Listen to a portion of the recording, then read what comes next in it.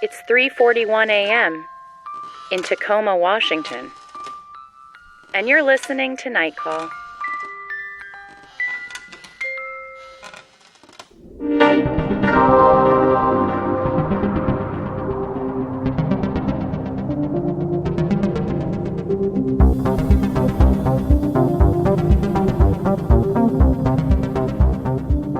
And welcome back to Night Call, a podcast for your strange days and lonely nights. I am Tess Lynch in Los Angeles with Molly Lambert, and joining us in New York is Emily Oshida, one-time resident of Tacoma, Washington. Look at that. Did you recognize the address in the thriller that we're going to discuss later? You mean, what was it? 808 Yakima? Yeah, Yakima. It's Yakima. Sorry.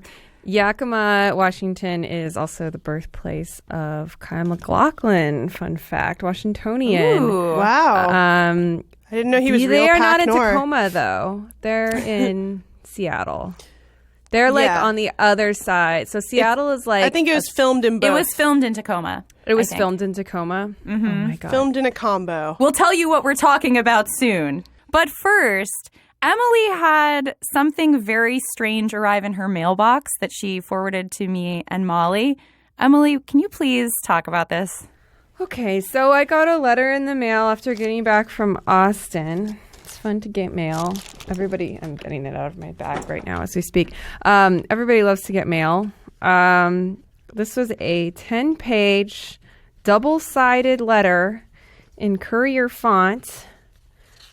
And the first, I'll start reading it just at the top. I'm not going to read the whole thing because, as I said, it is 10 pages, double-sided. But it starts, Emily, please forgive us, but we've just taken a closer look at your profile. It turns out you're more special than any of us imagined. Did you know that you possess some very rare hidden traits? In fact, there is a famous person, someone you would instantly recognize, he's on TV every night, who possesses these same special, incredibly rare traits. It turns out the people who possess these same rare and often hidden traits that you do are some of the most famous and successful people on this planet. Emily, you are indeed blessed. I know those around you don't know this yet, but they will. Down deep, you sense it too, right? I'm so excited for you! Exclamation point. This goes on to be a extremely long pitch for me to join something referred to as the Society, which is the S is capitalized and the word is italic oftentimes in the letter. I did a little research on because this first of all, just it seems so old school. It feels like something from the 90s, or like it feels like getting a chain letter or something. Did you guys ever do like chain letter? Yeah, old chain letters. Yeah. So they do a bullet point list on this is on page 9 of 12. Here is just a sample of the power of the secrets. Discover the one simple method to transform all money and power from the uninformed to you instantly. Use this amazing bit of new scientific knowledge that will generate a mountain of cash like a personal ATM machine automatically. You don't even have to do anything. The simple, easy way to get the lover of your dreams, regardless of his or her situation. Learn how to seduce anyone in any situation, and even how to win your ex-love back. Control anyone, anytime, anywhere. Find out how simple it is to lose all the weight you want and eliminate any addiction, food, alcohol, cigarettes, drugs, once and for all. Know how to heighten your new powers and render all others completely helpless. Yikes. It goes on and on. That's the weirdest sell. Why add that Send us part? a picture of it also, and it was like photocopied. It looked like a Zodiac letter. Yeah. I mean, it's all Courier font the whole way through. So I did a little research on it, and I sent you guys a couple of articles from the LA Times from a few. One was from like 2013, and one was from 2016. Yes, David Lazarus, and they're both really interesting. Yeah. So the more recent one was that the letter had arrived for somebody who was dead, and the person's adult child had gotten the letter, and the guy who's like in charge of this thing, some guy in like Henderson, Nevada, he went and interviewed him, the reporter did, and he insisted we handpick all the people that we send this out to. there's a rigorous selection process, but they're basically like, okay, the rigorous selection process led you to this guy who's been dead for 2 years. The scam seems to be something. It's like a cross between Scientology and like encyclopedia salesman. You get one kind of introductory book when you sign up for this, like just to get you interested in these secrets. That you sign up free, and they give you like a couple secrets. It's like a pamphlet.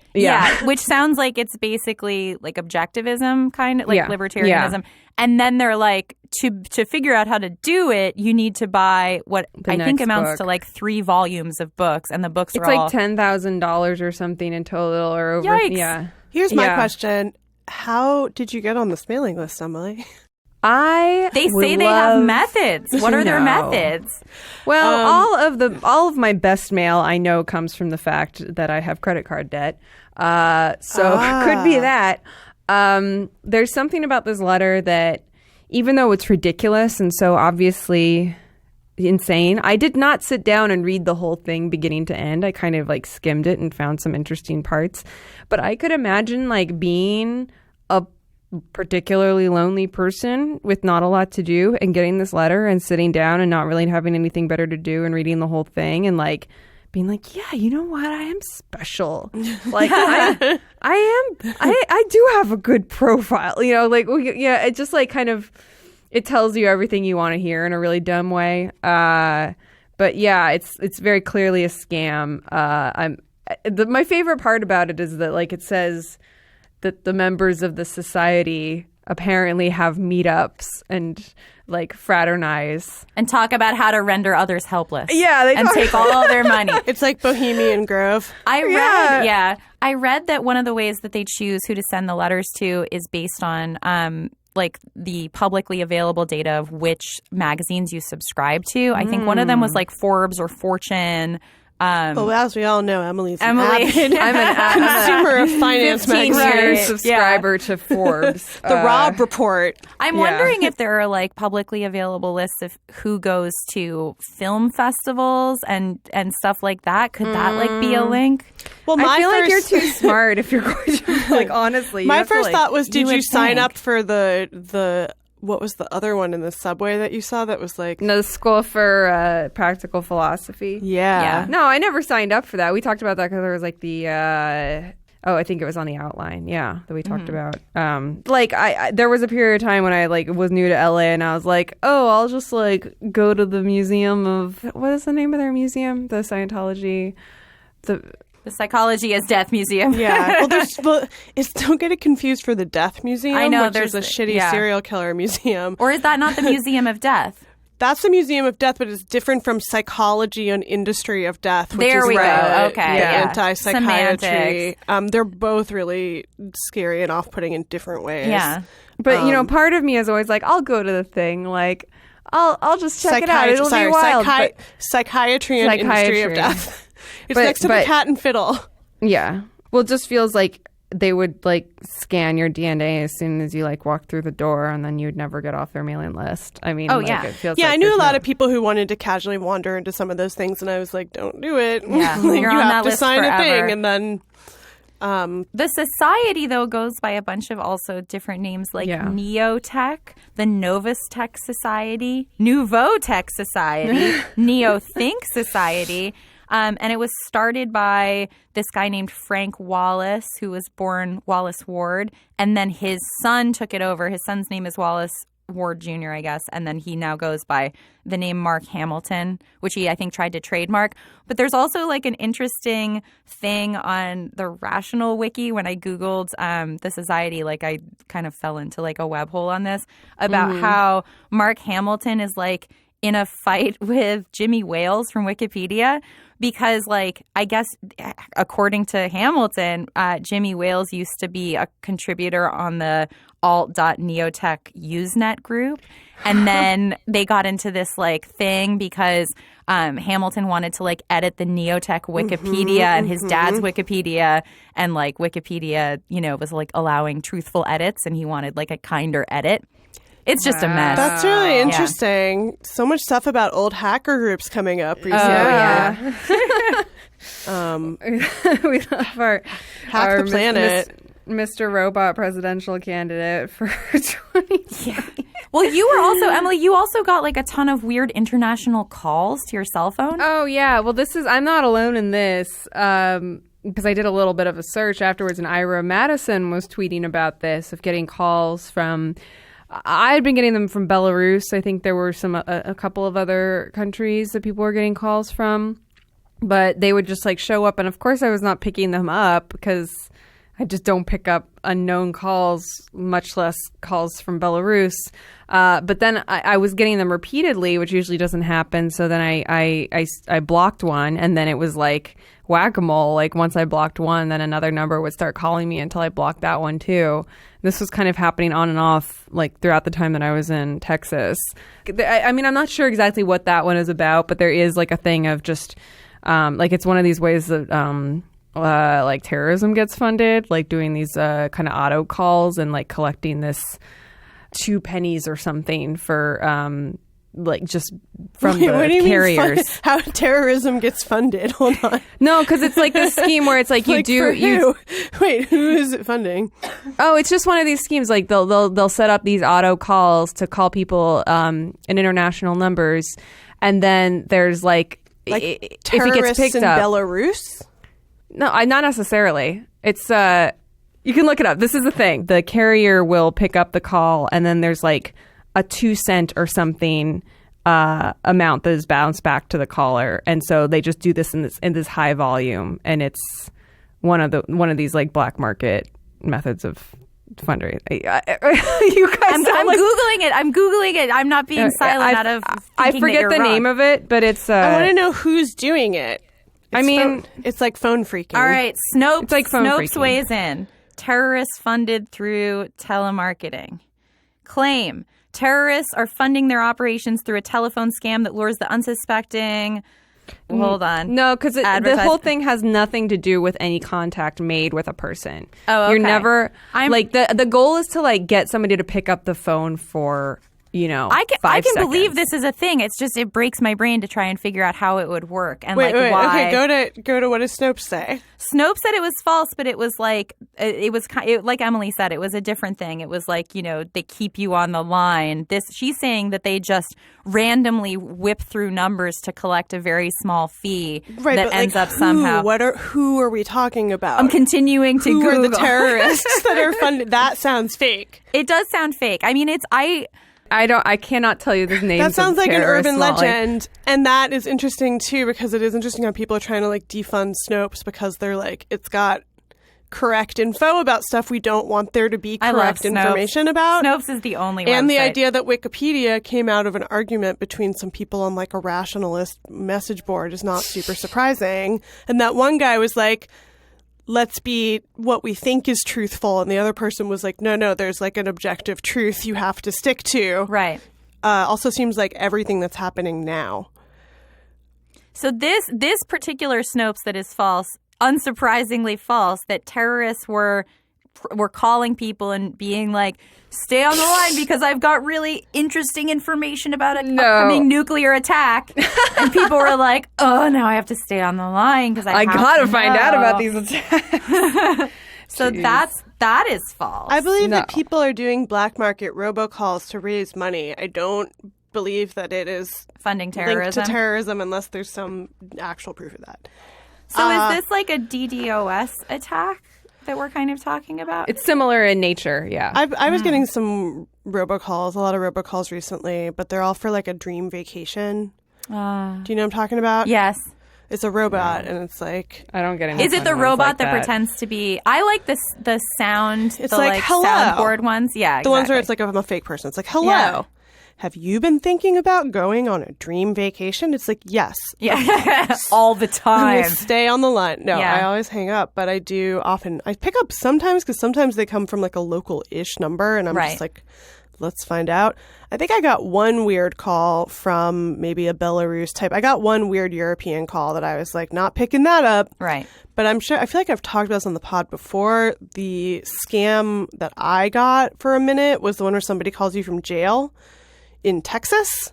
Oh, I think I do remember this. It was like, you call have you a collect. call. They call you collect, and Yeah. they're like, you have a collect call from, the Texas, whatever. Inmate number Inmate num- 359. Right. And I, like, the first time it happened, I was like, do I know somebody? Who would I know that would Right. be calling me collect from jail in Very Texas? stressful to deny It's a call from possible. jail. Well, right. You're like, oh, am I like, what if this person's in need? And What if I deny were the in call? jail? Right. And they yeah. were like, I don't know anyone in jail. But then you figure out it's a scam. Yeah. I had a really frustrating, like obviously fake but frustrating call a couple weeks ago from somebody who said that my identity had been compromised and used to rent a car in Texas. And the car was found abandoned with like $5,000 worth of cocaine in it. What? And Emily, what? And they said that my social security number had been compromised and needed to be Whoa. deactivated. And then I started to I was like, who are you again? And not to generalize, but it sounded like a South Asian, outsourced caller. And I was like, well, where are you going? Because he said he was in upstate New York from the New York State Police. And then I asked for a badge number and stuff. And then I was like, I'm going to get my husband on the phone. And then he hung up. Yeah.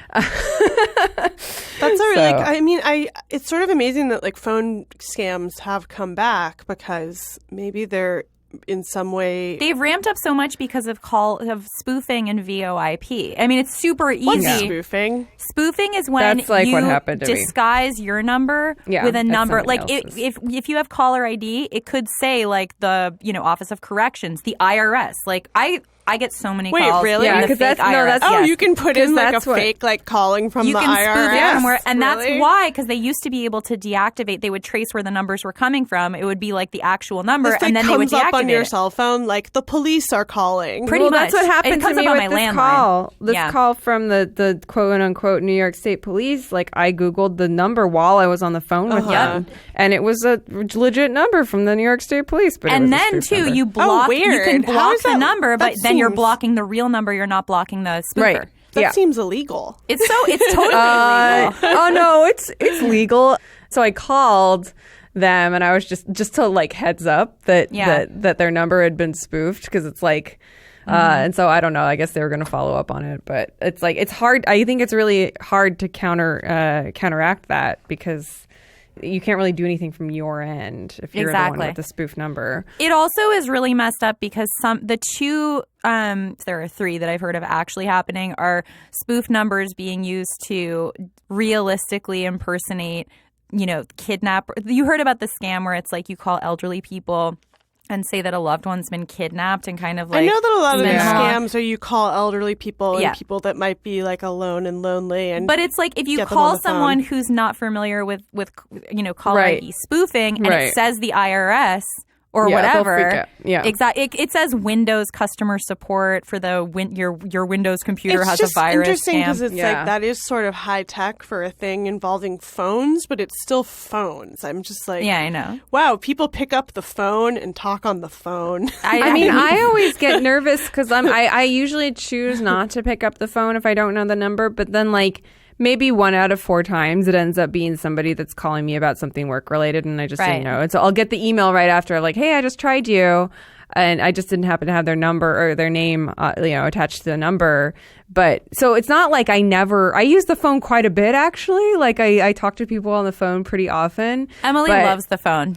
I It's love your the preferred phone. communication. It's so much more efficient than it only takes one hand. Wait, unlike texting also only I takes text with one one. hand. You text with one hand? That's so Yeah. slow. That's even more inefficient. No, I text really fast. I text mostly on the computer, but when I text on my text phone, on the I text computer. with Oh, one hand. I'm against texting on the computer. it. You guys I are love to crossing text the on the streams. computer. I Yeah. can't cross the streams. I am obsessed with texting on the. When I text on the computer with someone who doesn't, I'm like, wow, they must think I'm the best texter Yeah. in the world. I'm the best texter in the world I write on my so phone fast. with one hand. I don't Yeah. need the keyboard. I don't know you two-hand texters. Guys, I think we should take a night email. Absolutely. This call comes to us from Eve. We got this a little while ago, so hopefully it's not too late, but we just thought it was timely so we thought we'd read it. Dear Night Call, I live in New York, and my family and friends are all in the Northeast. I just found out that I was accepted to a grad program at USC. What do I need to know to decide whether I should move to LA? My main worries are, A, I'm not a very good driver, and B, what with the coming climate apocalypse, maybe I don't want to be 3,000 miles from everyone I love. What do you think? Thanks, Eve. I think there are two parts to us answering this email. One of them is just an excuse to talk about the college admissions scandal for a second.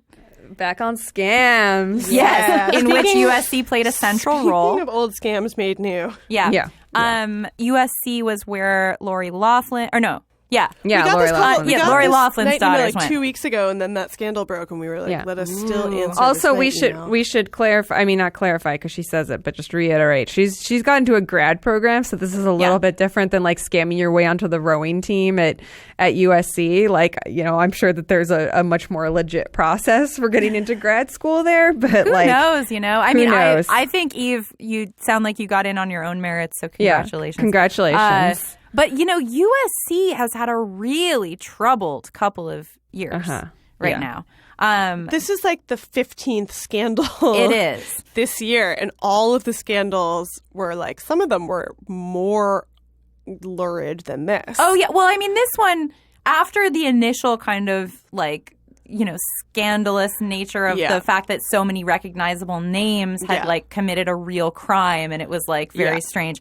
I think looking back at the USC scandals, the guy who was like doing drugs and operating on eyes, and also the like really awful gynecologist. Well, from 2013. Trigger warning. Yeah. There was like the head of gynecology, like one of the people in the medical department at USC, it was like maybe head of gynecology, was like molesting people during exams, which is something that happens in The Hand That Rocks the Cradle. Yes, which we will be discussing next.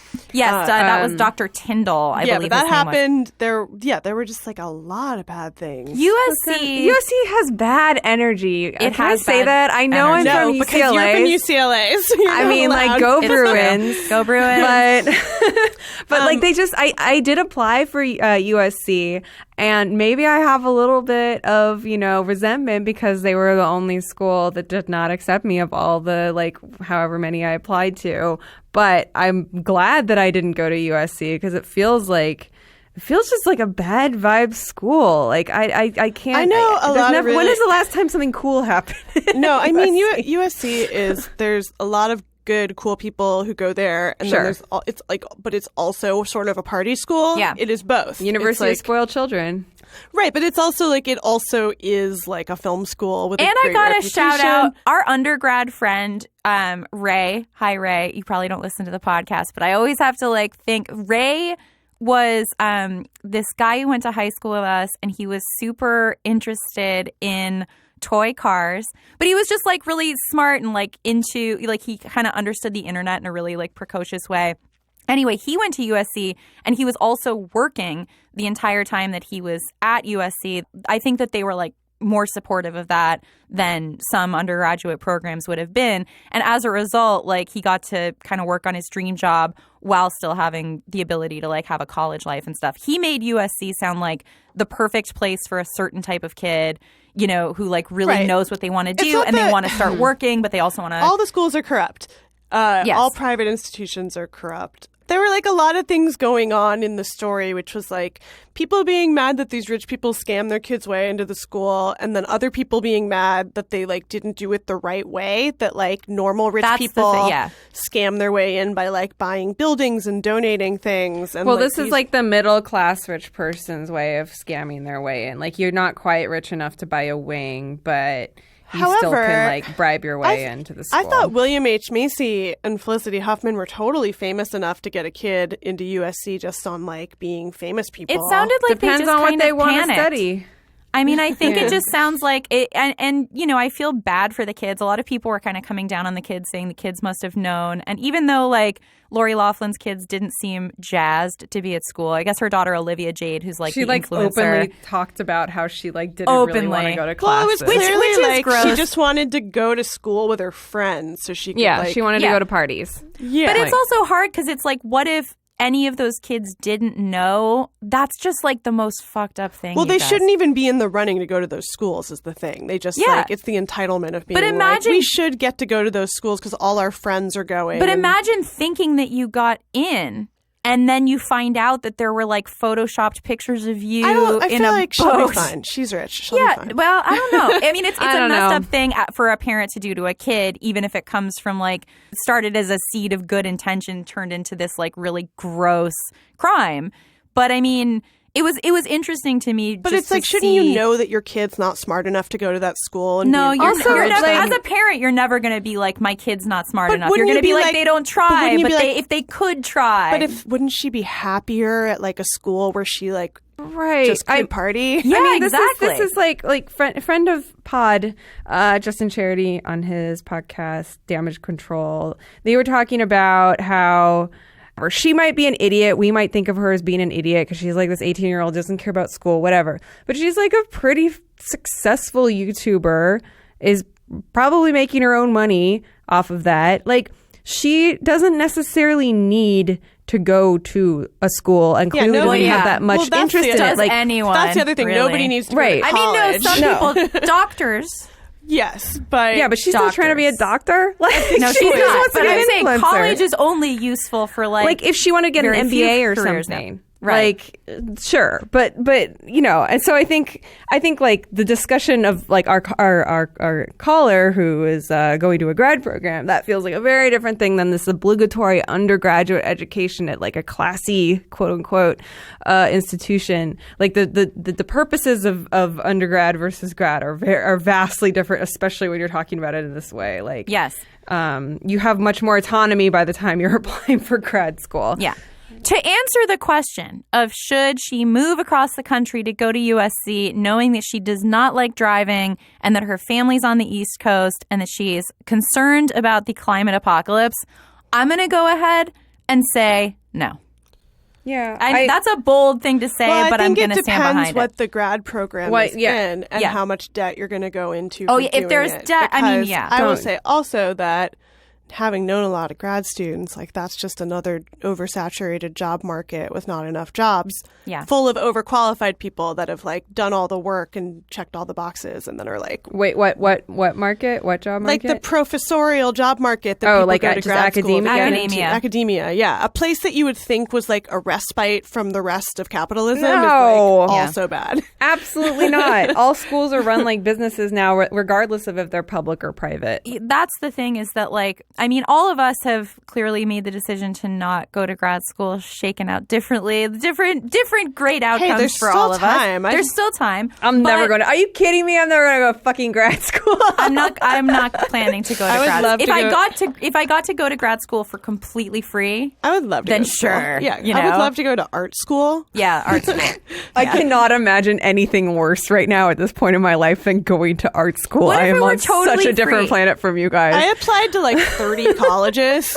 I didn't get into most of them. Yeah. And I would love to just keep going to a different college every 4 years. That would just be great. I don't want to go to college anymore, but if I could learn something and not have to go into debt, I feel now like I'm in a better place to like focus and learn than I was. Yeah. Also, there's no shame in community college. Like, go to community Not at all. college. Take a Like, class. I mean, class look, and though, if don't you have want, to if go- you do want to go to USC, Yeah, I will say that USC, you can, unless you like actually want to explore LA. It's like downtown's very like, you know, walkable compared to a lot of the rest of LA. I think it would be easier to go to USC and like get away with using public transportation than it would to go to, I don't know, some other place here, Pepperdine. Then you're screwed. Oh yeah, don't go to Don't go any to of those like Pepperdine, LA adjacent schools. I made the mistake of going to Loyola Marymount for the first 2 years of my college education. It was might as well have been in Ohio. It was it's Or it's in not. Ohio. Or Ohio. Yeah. Oh. She did not specify what the program was she got into, but I would say if it's something like creative writing, maybe you don't need to go to LA for that, especially if it's going to cramp your style in other ways. But if it's something like, obviously like law school, med school, business school, where you actually need the degree to like do the thing that you want to do. I mean, go to law school. Yeah, go to law school. Don't go to law school. If you're a good person, go to law school, honestly. Like, you should come out to LA, right, for like 3 weeks and just see how it feels and then make your decision if you have that amount of time. Because then you would know. Like, if it's something you really want to go for, we're not going to say don't.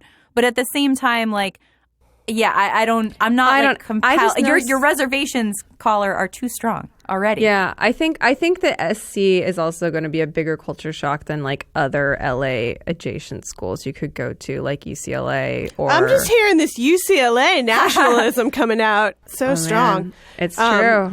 I secretly stan UCLA because I went to a family camp there. I think have we've talked about this.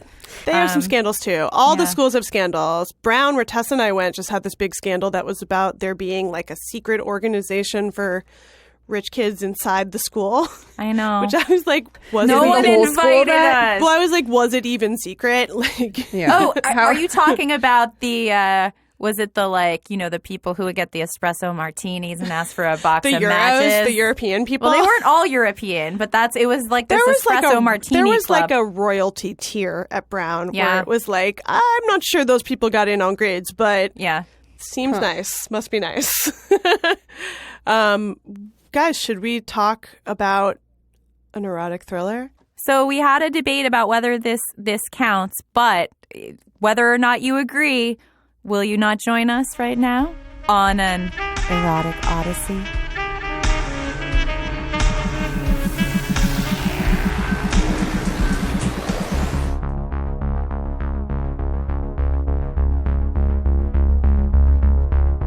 Guys, I pushed really hard for this movie, which is The Hand That Rocks the Cradle, aka Natal Attraction. But then I realized when we talked last week on the phone that maybe it's not really erotic. It's post-erotic. Well, it's a domestic thriller. Yes. We polled our listeners on Twitter, and after a whopping 50 votes, I think I came out something like 75% in favor of it being an erotic thriller. There are boobs. There are boobs, but it is... And those boobs are working hard in this movie. Those are mommy boobs. Oh, don't you dare go there, girl. They're great boobs. They're fantastic. No, boobs. I'm not saying that. I'm just saying like they are the context in which they are. Well, whatever. Okay. They have many jobs, but this is an important role of a They look amazing. I would never say anything not in favor of the boobs in this movie. I'm just like specifying their role, which is every bit as thrilling. Yeah. It's an erotic thriller. It is. This movie is bonkers. I was not prepared for the level of insanity. Like, I watched the trailer. I think I watched some clips. I told you guys I watched the Siskel and Ebert episode reviewing it. And I thought I was prepared for some kind of like proto-Lifetime movie. It is nowhere. I was not ready for this movie. It is so brutal. Yeah, soup to nuts. Like, from the very, very beginning of the movie, the fucked up stuff starts to happen. Oh yeah. Like, right does from not the jump. stop. It snowballs. Yeah. Yeah. I mean, spoilers to follow in case anyone was thinking there wouldn't be made. We're just going to spoil everything, I think. Yeah. 'Cause otherwise, we can't really talk about it. The interesting thing, just to like maybe start this off, because I think it kind of helps me contextualize what is so... I don't know if I like this movie, but it is certainly remarkable. And it was written by Amanda Silver wrote this. So she's like a rare woman scribe in the erotic thriller genre. A rare woman scribe, period. Yeah. I just saw a movie poster walking over here, and just like I was looking at it, and the 2.5 Men song started playing in my head. I was like, men. Yeah. But she has a fascinating career. Yeah. Did you go look her up? This was like her film school script, correct? Yeah. It was like her first screenplay. I think this movie's fucking awesome. Yeah, it is. But it's also like it is problematic and dated. Is it? Oh. Yeah, I mean, I think like, obviously the character of Solomon played by Ernie Hudson, who does a great job, by the way. He's amazing. He's amazing great in everything he does. But it is like, so he plays a mentally challenged kind of like handyman who then ends up being kind of the hero of the story. but it is rough. Like, I guess what happens to him is gnarly AF. It's the worst thing that happens, maybe you could say, other than the deaths, but maybe in a way worse. Right. It's super gnarly, but it's also so interesting because it's like the whole point is that like they're afraid to leave the yuppies are afraid to leave their child with him because he's like mentally challenged and black, and like they're totally fine to leave their child with fucking Rebecca De Mornay because she's blonde and white and like femmy and seems rich because she formerly was. Yeah. And like they just assume it's like that thing. They're like they assume she'll be like naturally a great nanny, and then she's a sociopath. Yeah, it is really hard at this point in time for me to see an actor who's not who is like, you know, I think the handling of his character was like slightly ableist. It's at this point really hard to like see someone portray someone who is mentally challenged if the actor is not.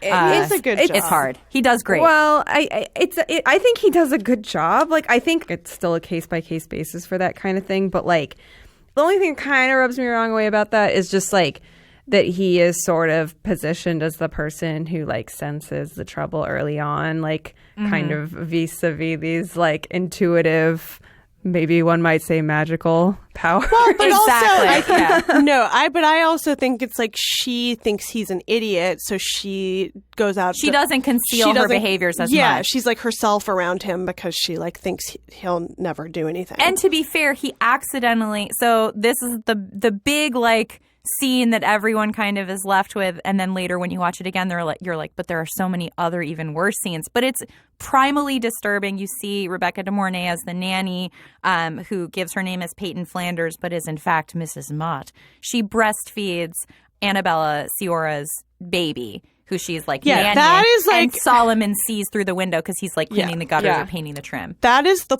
central horror scene in this movie, and it's amazing because you've never seen it before. And it's so like it gets you on a gut level. It fucks you up because Rebecca De Mornay is so hot, and it is like it's a topless scene, but then you're like, no. Annabella Sciorra is also fucking fantastic. She's amazing. Movie. She's like got Gloria the whole Trillo flannel, the whole like flannel, like Northwestern housewife thing down with the Volvo and everything, but it's just like so radiant. Like, I don't know. This movie is great because it gets into some of the same stuff as Fatal Attraction, where it's just like yuppie stuff and like women's anxiety about success of like, you know. Well, there's literally Julianne Moore's character is literally killed by the glass ceiling. Oh, it's a greenhouse. No, it's true. She is literally killed by and she has given a line earlier during a dinner where she's like, nowadays, a lady has to bring in $50,000, make lasagna, and give blowjobs. Who can make it work? And then she's killed by a glass ceiling that falls on her head. And she talks about selling a house for like $3 million.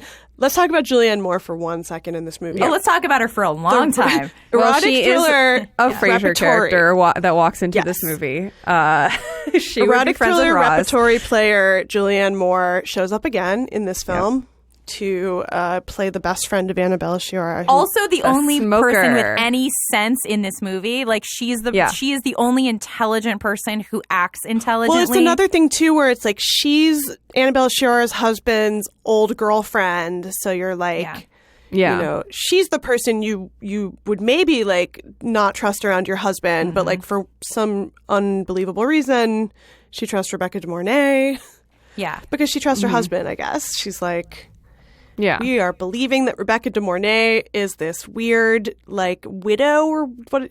So she claims, she gives them a story as Peyton Flanders that her husband was murdered and that I don't know if she actually says that her child died or that she had a miscarriage. In truth, just to give the backstory for anyone who's not seen The Hand That Rocks the Cradle, we start off with Claire, who's Annabella Sciorra. She's getting a prenatal exam from a new doctor, Dr. Mott, who molests her. She goes home, tells her husband, who's played by Matt McCoy, who's in LA Confidential and Police Academy, And he's just like the worst character. He's such a bland, horrible he's like character. a doll. But I love him because he's like perfect. He's a prop in the way that like every woman in this sort of movie always ends That's up being what's a great. prop. He's just like, because what's he's like wrong, kind of hot, honey? kind of nice, like has He's got no emotions. a really really good beard. Like it's just Yeah, a great thick, beard. Just peak 30-something. Exactly. So anyway, he's like, you have to tell the police. She does. It turns out other women have also been molested by Dr. Mott. Dr. Mott commits suicide. His wife, Rebecca De Mornay, is pregnant with his kid. You know, after they tell her, like, well, he killed himself and all these women are going to be afforded a judgment, so we have to sell your house and you're going to be left with losing nothing. everything. She just falls to the ground, faints, has a late-term miscarriage, ends up, you know, going to the hospital. They have to give her a hysterectomy. Her baby dies. And then she's like, an eye for an eye. I'm going to take everything. She reinvents herself as an evil Mary Poppins. Yes, Yeah. and gives herself a new name. However, one of the most unbelievable things in this movie is that on the news, so she's like she's recovering from this horrible thing that's happened, Rebecca De Mornay's character. She turns on the news and they're, the news are like, well, a doctor has committed suicide after this lady, This woman with a picture they of show her, her picture and her name. and her name. She accused him, None and of she's this like, bothers cool, me. I'm going to find you. My only complaint about this movie is that I feel like the reveal that she's the doctor's wife could come later in the movie. Like in the middle. You mean like for us? Oh, really? Yeah, like instead of front loading it with like, yeah. That we find, like we didn't have to see the face of who the doctor's wife is until. Yeah, I think That's that would have been a interesting, better like gotcha in the final act if you want it. Yeah, because we start off like waiting for her to do something messed up. The only thing though is that this movie is the things that she does in this movie are so brilliant and so fucked up that like even knowing from the get-go that she's on a revenge path, I am still shocked by what she's doing, what she does. It's so brutal. Rebecca De Mornay is fucking amazing, and we should talk about her now because she is so underrated. She's so good in Risky Business and in this, and I learned everything about her, and what I learned is that her dad was a famous conservative Orange County talk radio guy. Who was like a shock jock, right? Yeah, like the first guy to be like, conservative California. It was Mr. Orange County. His name was Wally George. She was estranged from him because he was like a serial bigamist. She said he was a bigamist, and he was like, I'm not, and that's liable. And I think he had like a wife in every port, maybe kind of thing. But yeah, she's from Santa Rosa, which checks out nicely. So while we were watching the movie, there's this scene where she's going insane in a bathroom That's stall. the best scene. It's so good. She beats up the bathroom. And I think she's wearing like a red sweater, and then she's like just kind of bulldozing around with like this, just hitting everything. And my husband was like, oh, this totally reminds me of The Shining.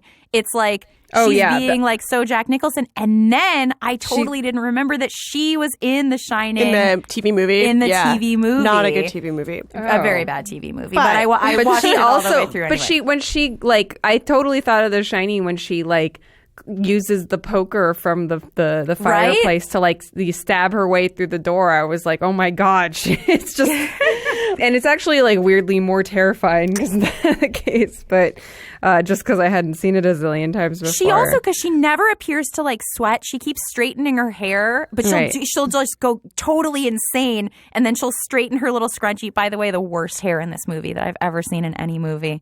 92. Her hair? There's all the hair, the stringy little bangs, the scrunchies. At one point, I don't remember who I like all that stuff. Someone's wearing a scrunchie that has been like twisted around like the world's smallest ponytail, so it just looks like a long scrunchy tail. Mm-hmm. I was like, I can't even watch this. I'm fine with all that stuff. I'm really fixated. Okay.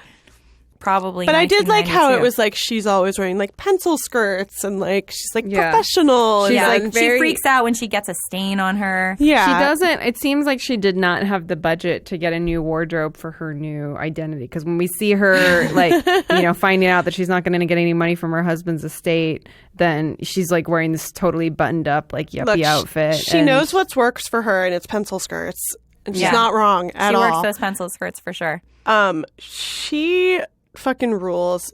I feel like this and Fatal Attraction are both domestic horror, domestic erotic thrillers. Yeah. Which is what makes them such classics, and I feel like I wish there were just like 100 more movies like this. Well, they're really the about like triangle. the home as a battlefront. Like that's that like less so than stuff like Basic Instinct or Yeah. Body of Evidence or whatever. Like I guess this is the very Crush. much about. I was going to say we got to do the Crush the sometime. Crush Oh is my so God, good the too. Crush And is so problematic. Poison Yeah. Ivy. Poison Yeah, we'll Ivy watch is Poison like Ivy for sure. someone comes into your house and Yeah. like fucks everybody in your family. Yeah. Yeah, the ultimate nightmare. Instead of coming in and killing you, they just want to like have sex with your husband and breastfeed It's your like baby. what all the and- Italian art movies are about. Yeah. Yeah. But like the level of seed planting and like long game, like absolute emotional ruination that she wreaks in this movie is just so astounding. Like, yeah, just like the way that she makes everybody just mistrust each other in really subtle ways. Even like the very first thing that smart. she does, like one of the first things she does is they're going to go out to dinner with Julianne Moore and her husband, and Claire has put out this like sexy little red dress to wear to dinner. And when she's like in the bathroom, Peyton puts a stain on it, and so she can't wear it. Poison. Perfume. Yeah, and then she has to like wear another dress, and she has to wear this like kind of frumpier dress, and it's just like that like subtle thing of where the husband's like, oh yeah, no, you look great in whatever you wear. Like what happened? Like it's just like sowing the seeds of him like trying to sabotage their relationship. These It movies doesn't. are- That's the only thing that doesn't work for her. But It's still like it's like honing in on women's fears and Yes. making movies Well, about also, them. gaslighting is just the most, like, I'll watch anything about gaslighting. Gaslighting's like my ultimate fear, I think. And just to see someone who's like, they just want to like not only destroy your family, but just leave you thinking you're insane and like, Well, she makes her resigns to her this- feel insane. Exactly. She alienates her from everybody. It's really Yeah. amazing. And as somebody with asthma, this movie scared the fuck out of me. Oh my Oh, yeah, God, I know. that's- But it's also yeah. such she's not getting good direction on how to use an inhaler. At the beginning, she'll kind of puff it like It's an atomizer, stagey. like Yeah. as It's a if little she's misting her stagey. face. You know, Curtis Hanson is just so good. good. He Yeah. makes so many bangers. Yeah, he does. And a little underrated maybe for not being flashy, but like this movie I This feel movie's like is hella so- flashy, dude. I know, but it's not like it's also got another Graham Revell score on it. I know. Yeah. And this time I loved it. But I was like, what were you... Maybe he hated Body of Evidence. Maybe, And yeah. he was just like, I'm not going to really do my best work here. But you know, if it takes place in like a leafy Pacific Northwestern Yeah. house, beautiful house, we'll watch it.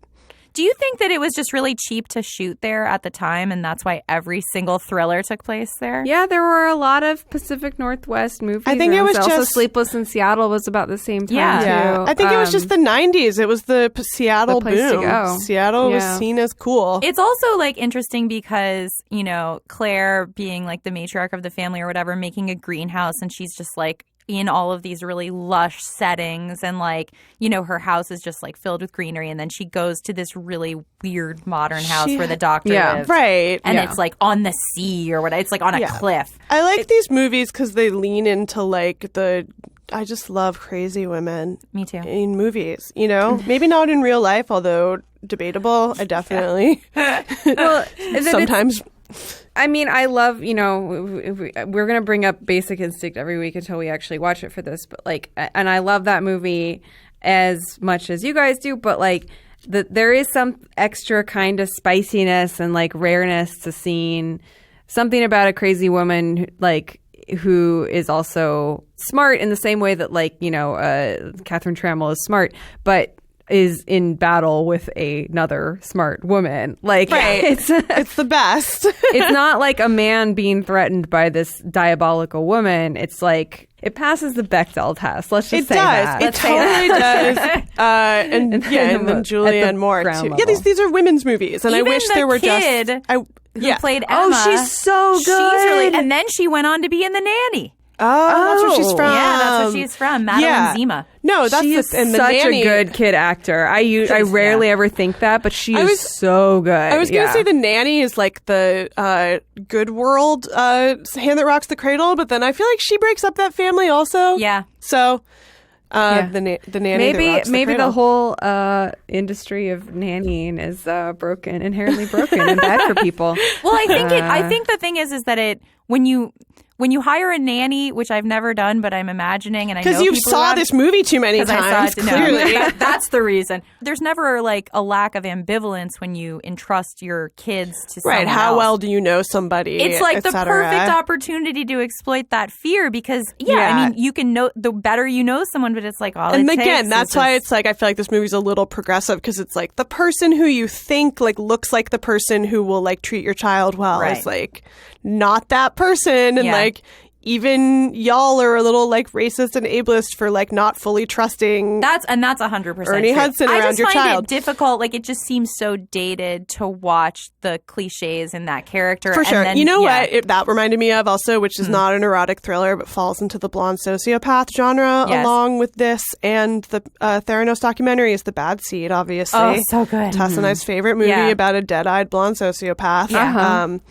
There's like a handyman in that who Mm-hmm. like figures out what's going on before everybody else. Yeah. Well, I Right. think it's also just like people who are in your house, you know, like you make the decision to trust them and it can just easily prove to be a bad decision. But that's also true of like, you know, the people in your family, if you really want to think about it. Or yeah, just your friends. Depending on how big your family Even is. your like, parents in you some know. cases. Exactly. And, wow, what a movie. Such a movie.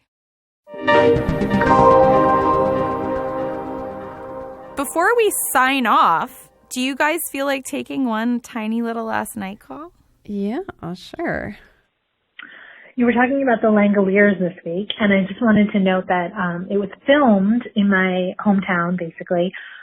Stephen King is from Maine, and so this was filmed in Bangor, Maine, and all of the celebrities, which, I mean, I don't know if that really qualifies, but the actors in the movie were staying in the area, which is how I met, you know, Bronson Pinchot, Balky Bartakamus, one of the most exciting celebrity encounters of my life. It was a real exciting time for us. And I did write a review of it for my high school newspaper, and I remember not liking it, so I might have to revisit it based on Holly's recommends. Thanks as always. Bye-bye. Guys, you are two born and raised Angelino kids. So No, maybe Not I Tess. was not born and raised. I came here in high school. In junior Okay, high. okay. Yeah. So you grew up. You spent some of your growing up years. Tess Yes. went to In LA. Sesame Street, so I did. I went. But also, you came from not New to York. correct. Like it's Yeah. all the same diff. Anyway, Yeah. you guys both came from the big city. So maybe a movie filming in your hometown is not necessarily the exciting thing. no, but I got very excited about all the porn shoots in the valley. Always, Glamour. Those are open sets, right? You can just like walk in. And take just pictures, right? exciting to see the production. I'm, the glamour of Hollywood. What did you see being filmed, Emily? Did you have an experience? Well, I wanted to talk about this just because of this movie being shot in Tacoma, Washington, and Seattle, like two places that I grew up, and also the Pacific Northwest being used for a lot of things. In Iowa, a movie shot there, like, I feel like the summer that I moved there, which is not a well-known movie, but it was like a thing that everybody knew about for like years, called it was called White Boys. It came out in 1999. So yeah, I was shooting the summer that we moved there, and it's like a movie that nobody's ever heard of about like white rappers, but it was weirdly well known around there just because it was a movie that shot in Iowa City. Weirdly, a book that actually took place in Iowa City and they made a movie of, I don't think shot there, was Jesus' Son. But I also remember in Los Angeles, like early in me living there, being very tickled to live on the street where they would like shoot all the New York set things in LA, because I lived on a street that looked like New York. So it was very, a lot of times you would kind of just transform and suddenly look like New York in the winter, which was always fun. They shot like an HBO movie, I feel like, in Tacoma when I was a kid that I auditioned for, actually, that I never heard anything else about afterwards. But it would happen every once in a while around Seattle and Tacoma. People shoot a lot of commercials on the street that I live on, and I am in a union but more importantly, I have a really cute dog. And I've always had the dream that my dog, though she is untrainable because she is old and cannot hear, will be like scouted. Because I'm like, I don't want my kids to act like they're children. They have jobs, which is like school and just being children. I don't particularly. I like that you want called to do being children a job. It is a job. You're growing up. I don't think I'm going to be scouted and probably. But you think the dog might be. But the dog. And so what I'll do is if this happens like people shoot on our street, I would say twice a month. I always try and time my dog walking for that during the shoot. And then I like linger in front of the shoot location and I'll be like, good dog, Sadie. Wow, you're just such a good dog. Wow, you really and know cute. where the light is. Try and upsell the dog. It's never worked. As soon as I start moving on, I'm so mad at them. It's just like a terrible taste. Even if they like don't need a dog in their commercial, let's just take offended. Sadie to Hollywood and Vine to be discovered. Yeah, she Sadie needs is the to be dog. discovered. She's a beautiful Take her old to the lady. soda Gorgeous counter. dog. She's an old lady baby. Just sipping on a root sipping beer. on a little milkshake. Yeah. But also, we should take her to Melrose sometime and do an Instagram dog shoot with her. Oh, for sure. yeah. I would love for her to be a late in life dog influencer. That's the Yeah. thing is that she Yeah. should be like, the equivalent of like an Of older advanced character fashion. actor. Sure. She can be like our pod dog. Okay. So, but we would love to hear from you if you live in any place that is not New York or LA or have had any fun encounters with a film shoot off the beaten path. Please give us a night call at 1-240-46-NIGHT or a night email at nightcallpodcast@gmail.com. And follow us on Instagram and Facebook at Night Call Podcast, Twitter at Night Call Pod, and be sure to subscribe to us on iTunes and leave us a review as well. Don't get phone scammed. Don't get phone scammed. Watch out for the scammers Also the and scanners. Yeah, Yeah. all of them. Yeah. Don't get head exploded. Bye. See you all next listening. week.